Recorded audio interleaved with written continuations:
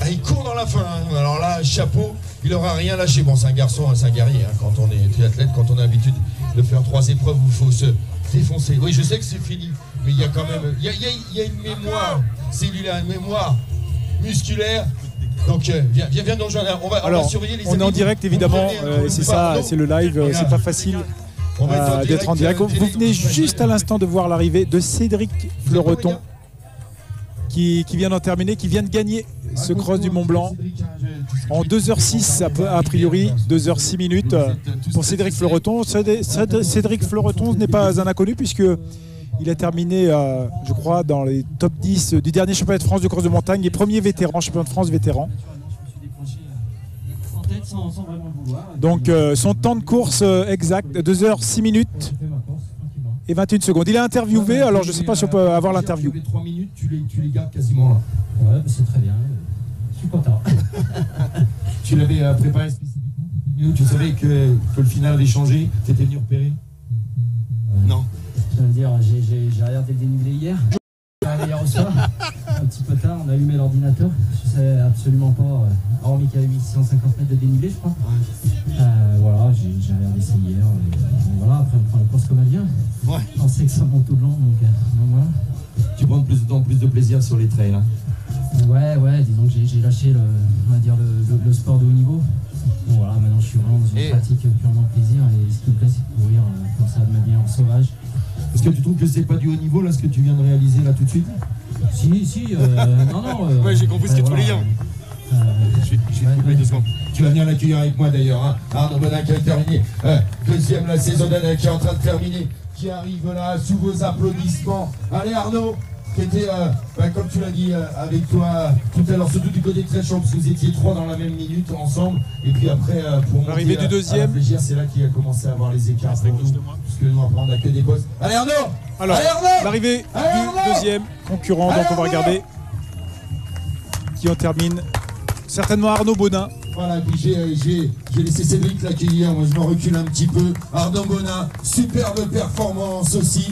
On va attendre, mais regardez, en fait, ce cross du Mont Blanc comme le marathon demain matin, vous allez avoir une nouveauté, c'est-à-dire qu'il y a une petite pente supplémentaire et l'arrivée est en montée, vous voyez, avec une pente aux alentours des 20-25%. Et voilà, Arnaud Bodin, derrière, on a pu voir du Scott Audelot, du Scott Audelot, LED Lancer. Donc Arnaud Bodin qui avait fait aussi une bonne place l'an passé, mais qui est l'année dernière un contexte un petit peu plus international puisqu'on avait la présence de Jonathan Wyatt, le néo-zélandais.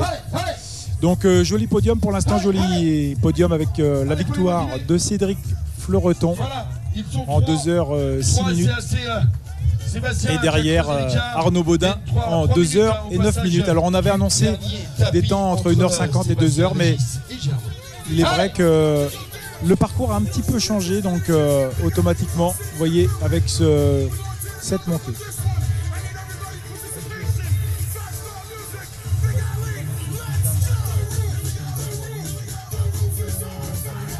Et voici l'arrivée du troisième qui devrait être Sébastien Fayolle. Sébastien Fayolle ici. Ouais, je suis désolé, c'est pas moi, mais je suis d'accord avec toi. Ouais, c'est barbare hein, ce final, hein. Cette dernière montée. Vous voyez, très éprouvé, hein. Très éprouvé dans cette dernière montée, qui est vraiment la nouveauté de cette année. Puis on va le voir demain matin. Voilà Sébastien Fayolle du team Mammoth. Qui arrive. Regardez, il n'y en a pas encore terminé. Quand je vous disais que c'était beaucoup plus difficile. Et on va demain avoir certainement des arrivées très laborieuses. Alors on a le podium qui se dessine. Vous voyez. Donc podium maintenant terminé sur ce cross du Mont Blanc avec la victoire de Cédric Fleureton devant Arnaud Bodin. Et en troisième position, Sébastien Fayolle. Sébastien, tu veux t'asseoir ou vous interviewer tous les deux? Donc ensuite, en 4e position à la Flégère. Vous avez vu des superbes images tout à l'heure. Si ça vous dérange pas de venir Régis Durand, le panneau. voilà, qui doit être à l'image ici. Arnaud. Et Germain Grangier. Alors Régis Durand, Germain Grangier ou Arnaud Michel. Les garçons, combat des chefs, annoncés tous les trois comme des favoris. Bien, et puis vous avez tous les trois assumé votre statut, parti en tête. Et puis après, interview des trois premiers. Alors je ne sais pas si le son est très très bon, mais on va essayer de les avoir. Même avant, Cédric il est parti à la Flégère. Moi je l'ai coincé. Seb il était revenu un peu avant. Bon, j'étais un peu mieux que Seb dans les côtes. Voilà.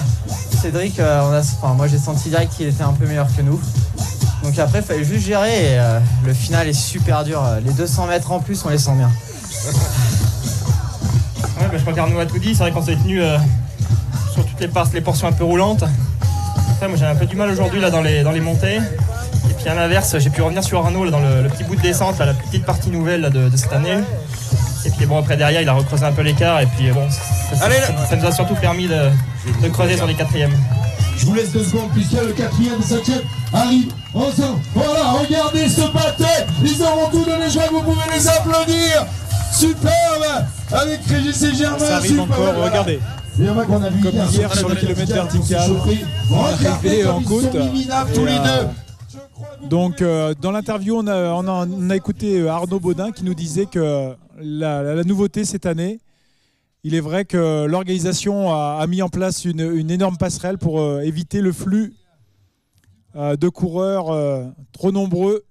Je vous rappelle, l'an passé, 18 coureurs à la minute sur la route de Trelchamp. Donc l'organisation a décidé de mettre un dispositif et de déposer une passerelle où les coureurs ont pu passer au-dessus de la route, donc éviter le trafic. Et cela a apporté quelques modifications et notamment une montée supplémentaire de 200 mètres de dénivelé sur cette partie. Et donc automatiquement, on ne peut pas avoir de comparaison pour l'instant des chronos. Les chronos cette année 2014 vont être différents et il faudra apporter maintenant une nouvelle marque sur ce cross du Mont Blanc qui a beaucoup évolué depuis 1979 mais qui reste toujours quand même le même parcours, notamment au niveau de la Flégère, la montée de la Flégère. Et ici qui en termine sur une fin un petit peu plus délicate. Regardez, on les voit arriver ici à l'image. Alors je vous rappelle pour l'instant le top 5. Cédric Floreton, victoire en 2h36. Arnaud Baudin, 2e position, 2h39. Sébastien Fayolle, 3e position, 2h41. Régis Durand, 4e position en 2h42. Suivi de Grangier Germain, voilà, 5e position en 9h42. Et ça devrait être... Nous devrions voir l'arrivée de Bertrand Amoumraoui. Voilà. Tout à l'heure, nous allons avoir une invitée qui connaît bien les athlètes de la vallée. On va tout à l'heure faire un petit plateau avec notre invité. Vous verrez tout à l'heure, on parlera de ces athlètes de bon niveau, voire de haut niveau, et qui sont les futurs talents dans la vallée de Chamonix. Voilà, et des supporters, des supportrices. Voilà. Le petit message est passé, madame. Et puis Arnaud Michel, voilà, qui en termine aussi certainement dans la dernière montée. Arnaud Michel, très près, et Vincent Coupa. Vous voyez que ces trois dans la montée. Vous voyez le spectacle, vous pouvez les applaudir, les motiver. Allez Bébert, allez Bertrand, allez Bertrand, allez mon ami. Check, mon poteau. Hey, allez Bébert. Ouais, notre fierté d'Ouacham, notre fondeur, il progresse de saison en saison. Quand il arrêtera le ski de fond, quand il va se mettre contre elle, ça va être une machine. Bertrand Mounaoui.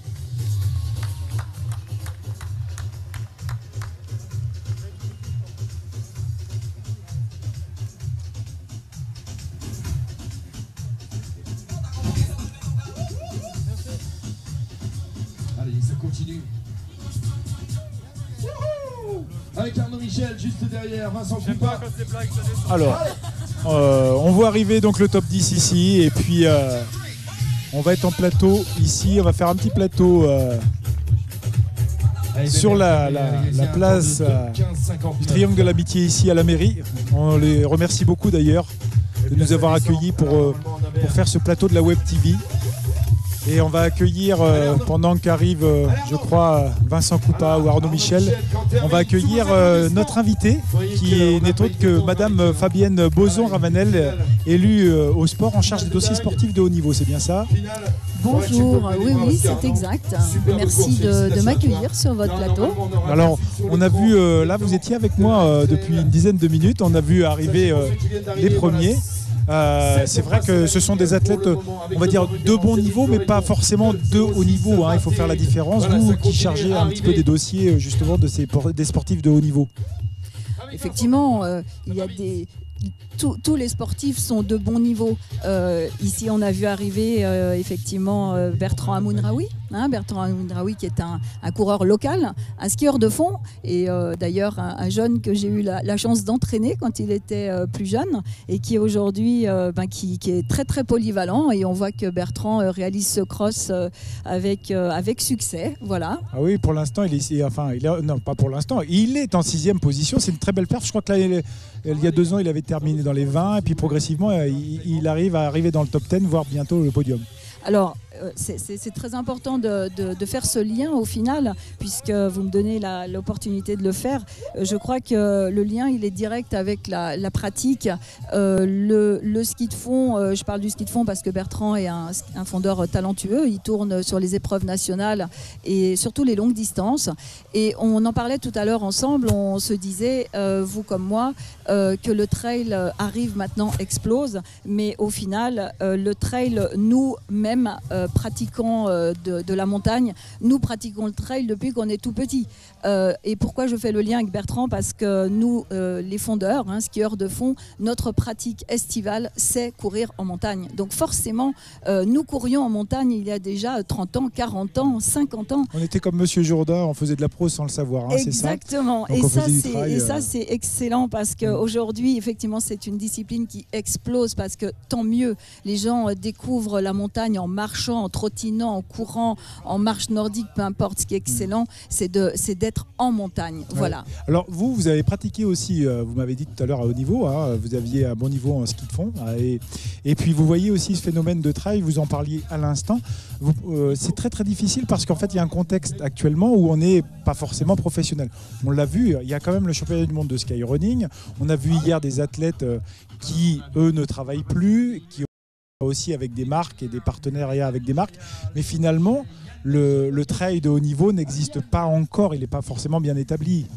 Alors effectivement, le trail de haut niveau, il commence à se structurer, vous le dites vous-même, dans les teams, les teams sportifs, voire des teams moins importants. On commence à avoir quand même une fédération qui va arriver. Mais effectivement, ce qui est très sympa dans ce phénomène trail, c'est quand même c'est l'outdoor, c'est pas de barrière. Donc on se retrouve effectivement aujourd'hui avec des courses qui pourtant, où on voit des gens avec un niveau, et on va dire un niveau mondial, et ils sont très peu, vous le savez comme moi, à pouvoir en vivre complètement à l'année. Oui, athlète de haut niveau, c'est aussi une liste ministérielle. Bien sûr. Et nous, effectivement, pour revenir à notre vallée, on a effectivement des sportifs de haut niveau qui font partie des listes ministérielles dans les différentes fédérations françaises et à la fois des sportifs non fédérés. Donc c'est tout en fait la subtilité et c'est toute la richesse de notre vallée.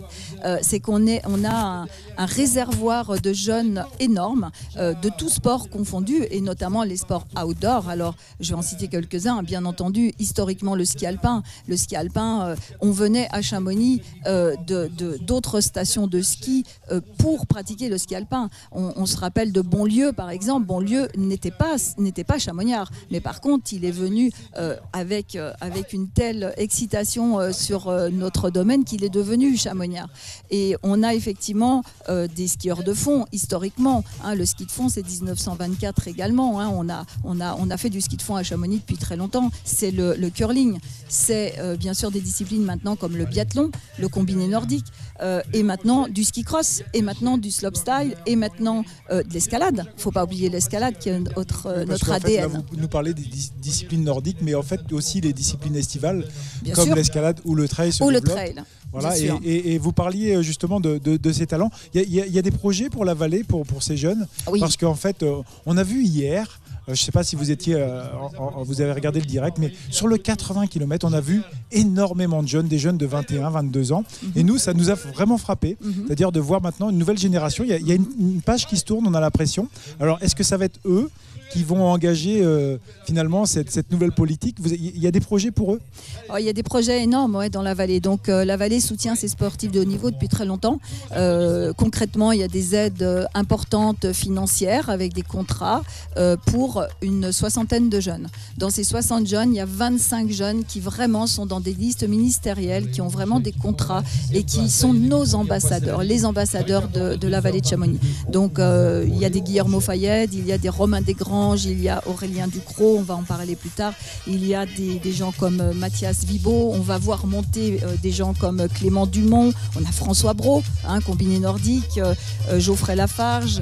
Bon, une liste très dense, une variété, une diversité. Et derrière, des sportifs qui arrivent, effectivement, qui viennent de l'outdoor, qui ne sont pas des sports codifiés. Et on parle, par exemple, de notre ambassadeur de la vallée du Trail, qui est Sacha de Villaz. Vous l'avez vu arriver hier. Oui, Sacha fait une magnifique course. Ouais, c'est super. Il fait 13e. 13e, voilà. Mais voilà, c'est un jeune. Il est de 89, Sacha. Alors, habitant à Valorcine, son historique, c'est le ski de fond.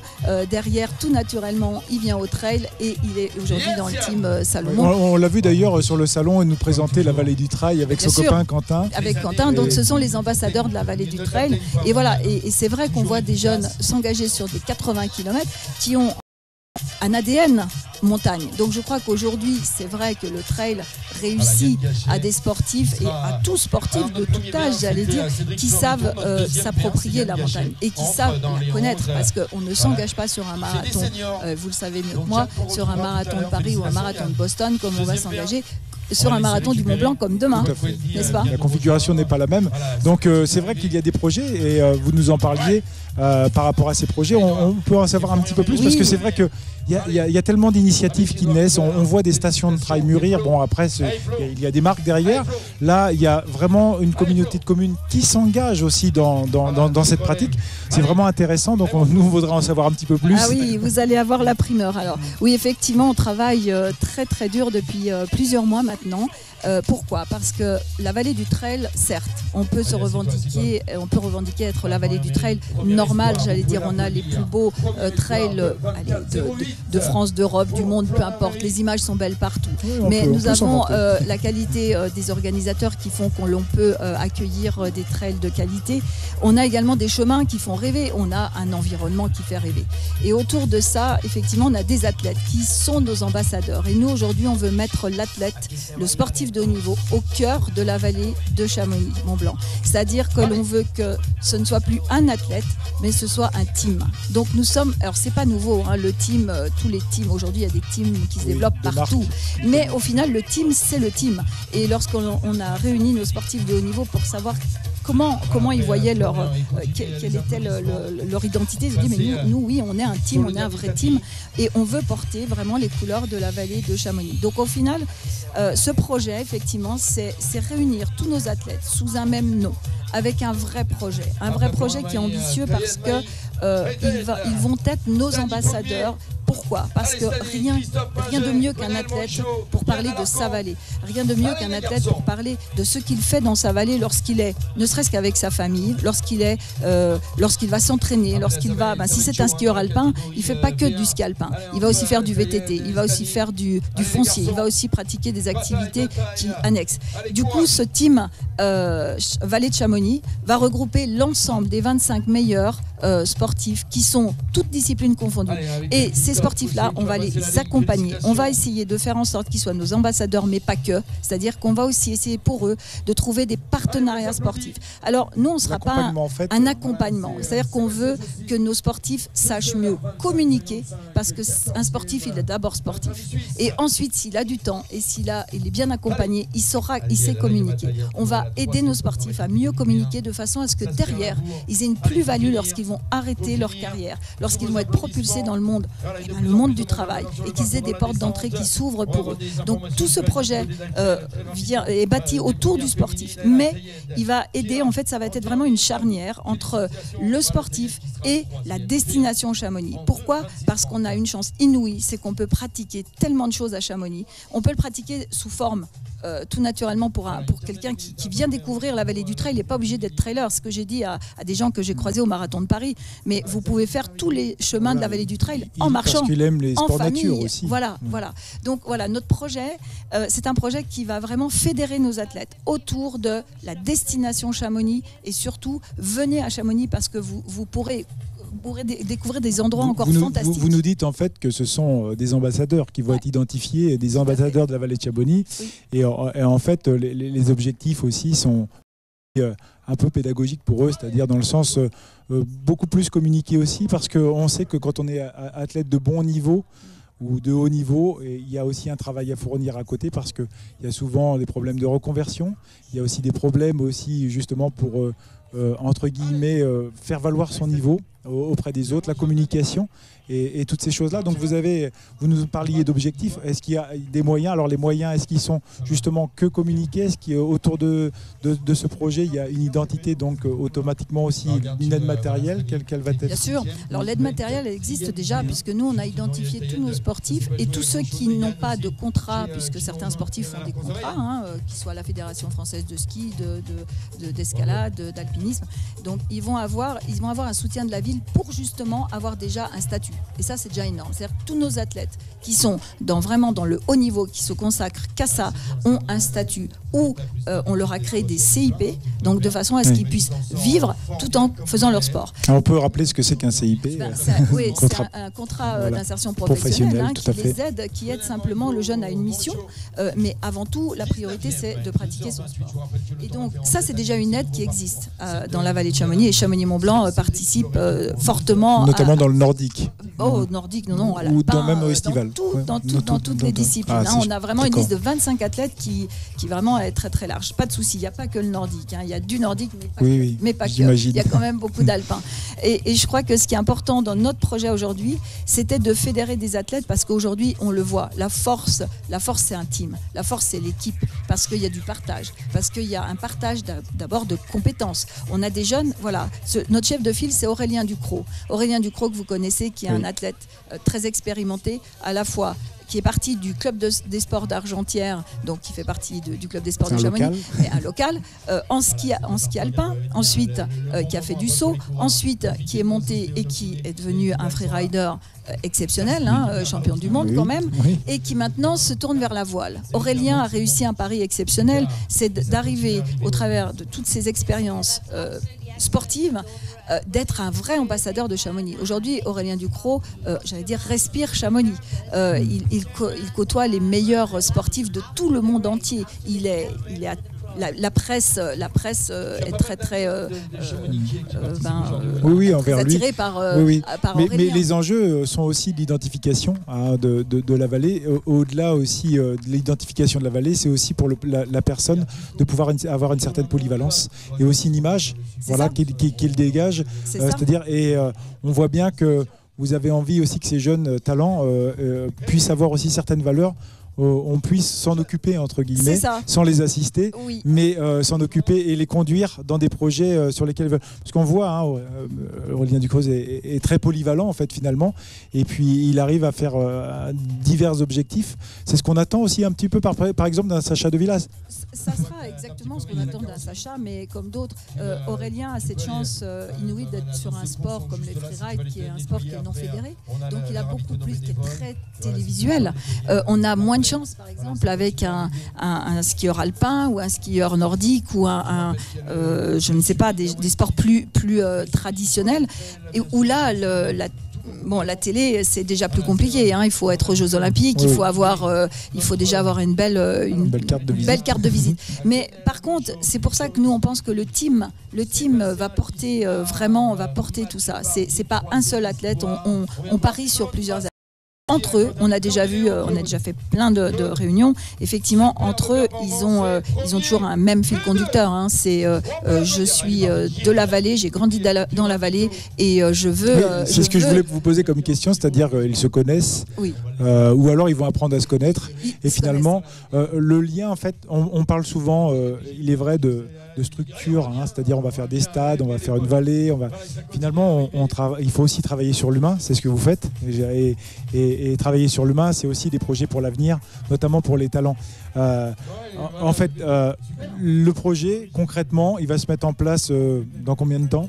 Alors il est sur la rampe de lancement. D'accord. Hein, la rampe de lancement, c'est normalement une officialisation du team pendant la Coupe du Monde d'escalade. Donc c'est plus une surprise, ça sera le 12 juillet. Et donc là, notre team sera présent et on aura lors d'une des finales de la Coupe du Monde d'escalade la présentation de ce team.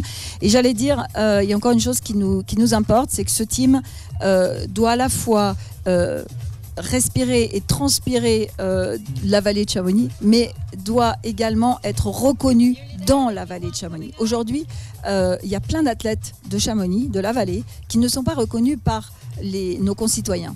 Pourquoi ? Parce que Chamonix est aussi grouille et c'est pas évident. Et nous aujourd'hui, on souhaite que notre team réellement soit reconnu. Et c'est pour ça que pour ce lancement, nous avons souhaité que la priorité soit mise et soit vers les socio-professionnels de la vallée.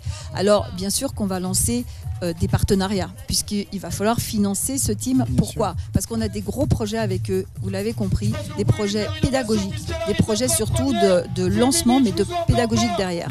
Ah, voilà. Alors, première fille, ouais, j'entends. On est en direct, voilà, donc la première féminine, on va essayer de voir le classement pour regarder qui est la première féminine.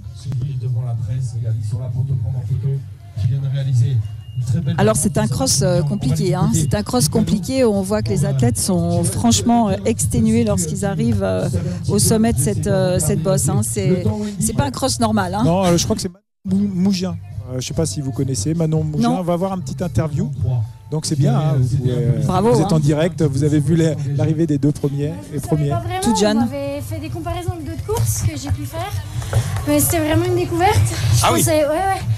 Je pensais pas la fin aussi raide, mais du coup, je suis contente de l'avoir fini en courant. Enfin, ça m'a fait très plaisir.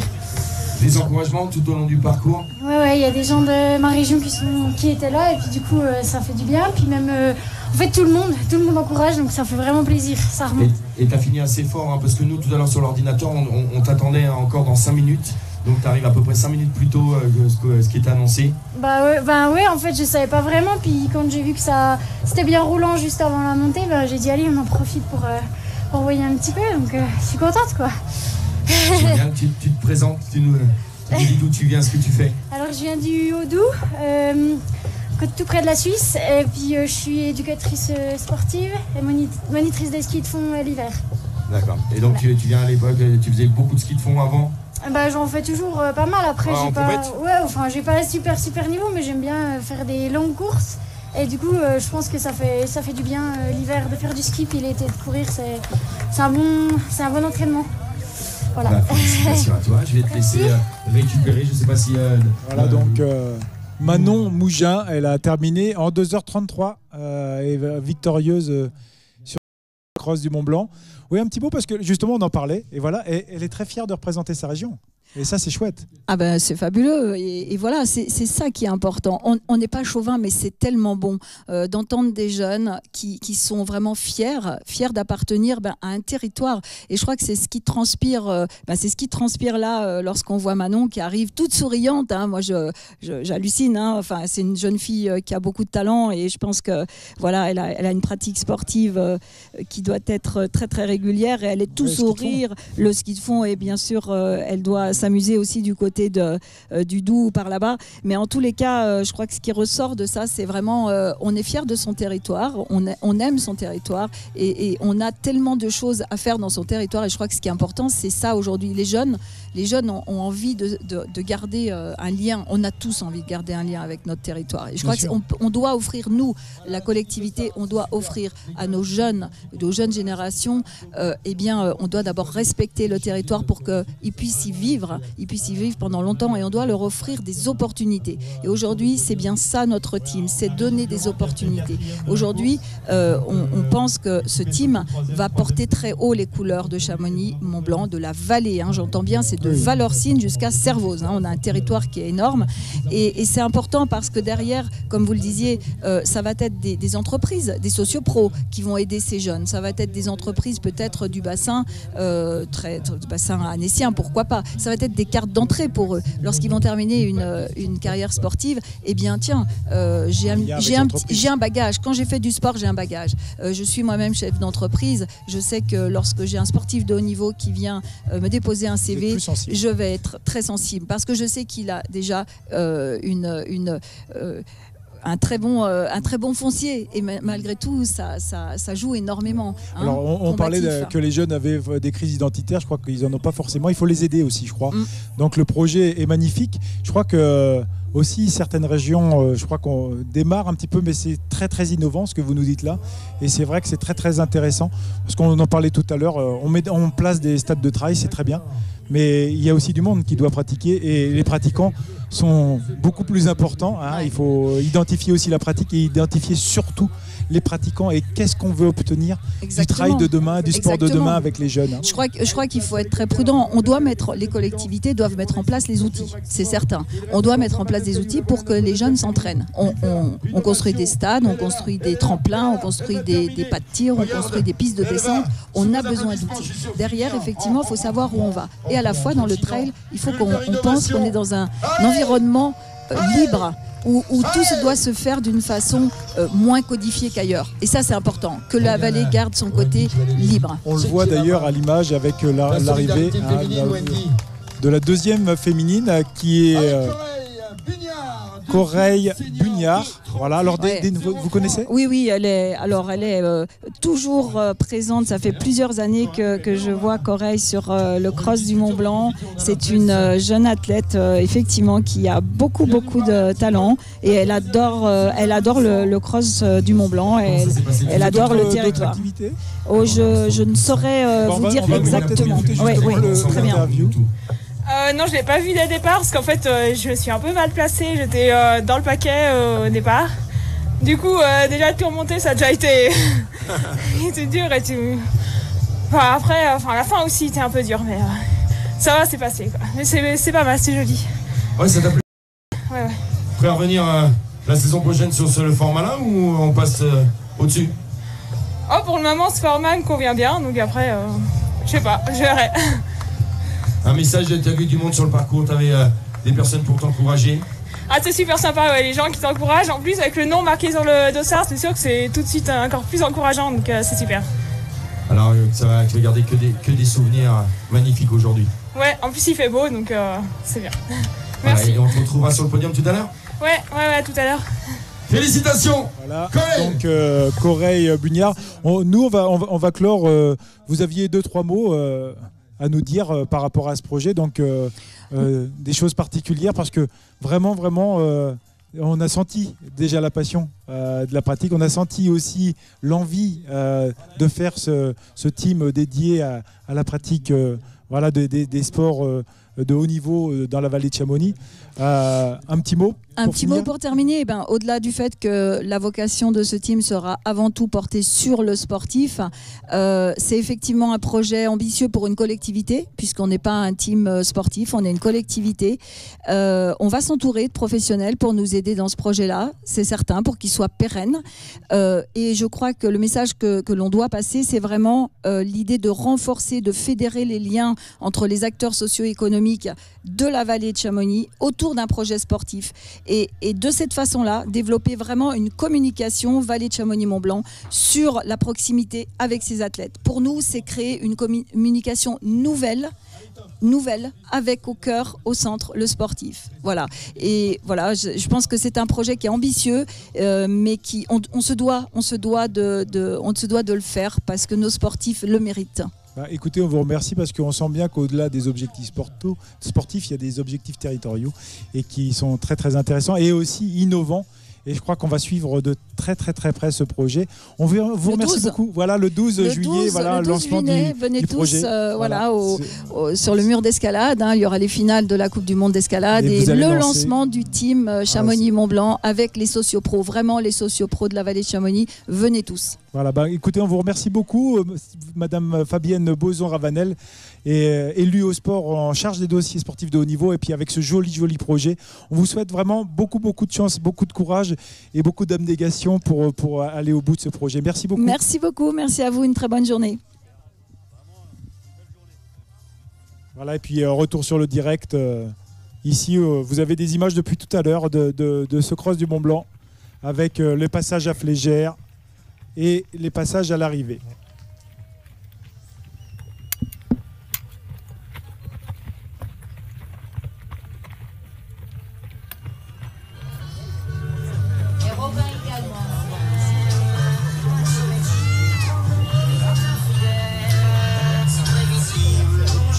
Voilà, et ça continue à arriver sous vos applaudissements merveilleux, de plus en plus de monde. On rappelle, c'est dur, hein, cette arrivée bien sûr en côte. Faites attention aux pieds le long du parcours, les amis. Prenez autant de photos que vous voulez, des encouragements, des applaudissements, mais faites attention dans la porte. Well done, Oliver.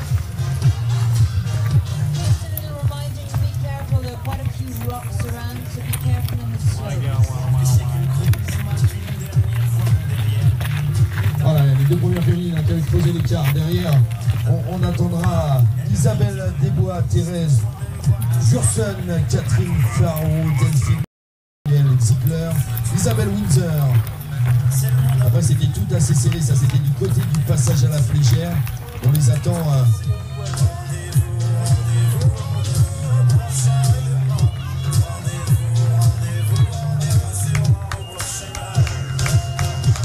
Alors on attend Isabelle Desbois. Et puis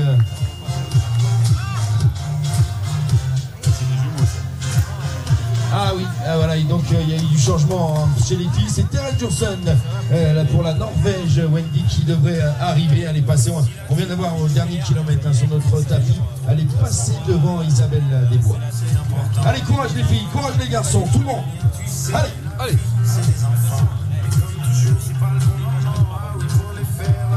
Ah là, Stani, là, t'es bien là. Ah ouais, bah oui, là tu profites. Là. Voilà.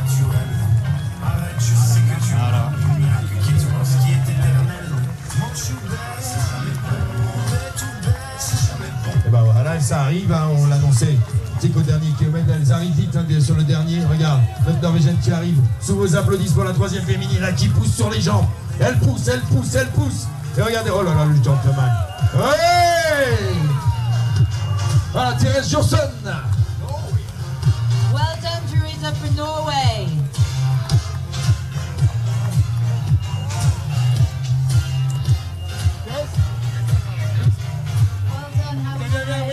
Wendy. I had quite high legs from doing the vertical yesterday, so I started sensible, and then after 12k, I felt that, it was okay. Après, elle a fait les verticales hier, alors elle a eu un peu mal aux jambes aujourd'hui, mais au bout de 12 km, ça allait mieux. Happy to be finished? Yes, very relieved. And third place, huh? How do you feel about that? Very, very good. Well done. Thank you.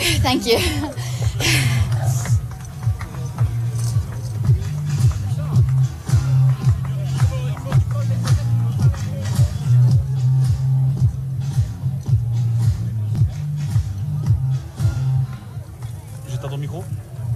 Je pense, c'est cool, merci. Voilà, la quatrième féminine qui va arriver. Hein. Allez, je vous rappelle maintenant déjà 54 concurrents ont passé la ligne. On est à 2,45-17 de course pour Charles Bouclot. On a toujours, vous l'avez dit, Cédric Floreton en référence, 2,06-21 aujourd'hui. We already have 54 arrivals on the race which started at 7 o'clock this morning. And the first time was 2 hours and 6 minutes and 21 seconds.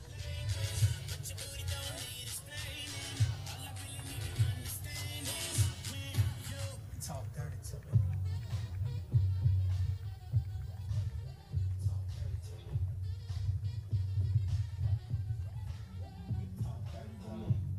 Je te filme en tant que meilleur encourageur du monde. Bravo Bruno.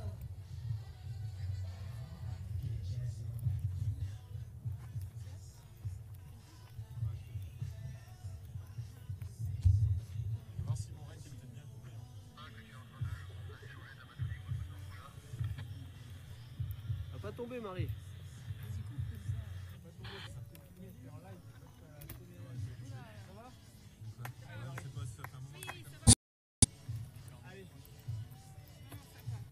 On va bien, ça s'invite bien. On a de la chance avec le météo. Merci, bonjour à tout le monde. Faut s'inscrire pour l'année prochaine.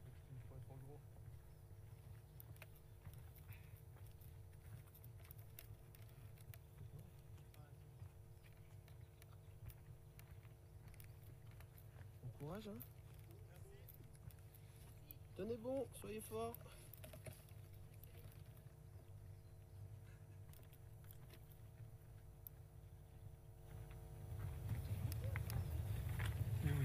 Ça va? Allez, t'es au bout. Hein. C'est ça. Allez, courage. Tenez bon.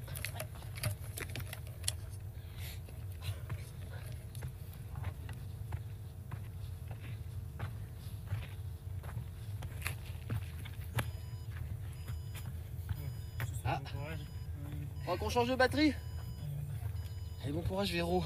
Oui. Je m'écarte. Pardon, un peu raide.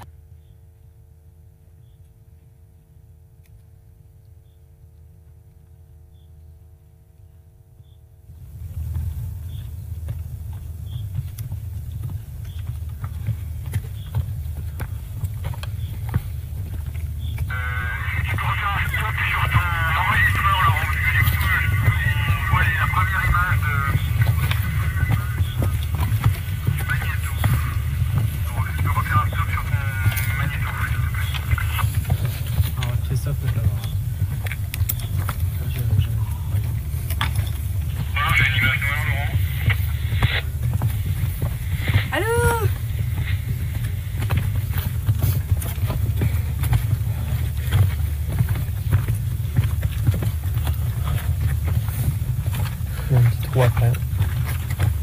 Il y a un petit trou après. On peut parler. Hein. On va bien s'entendre apparemment.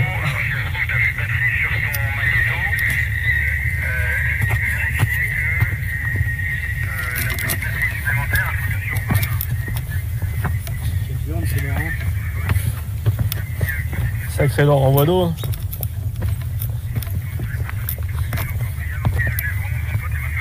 Ah merde. Attention, je vais pas noter dans l'autre sens.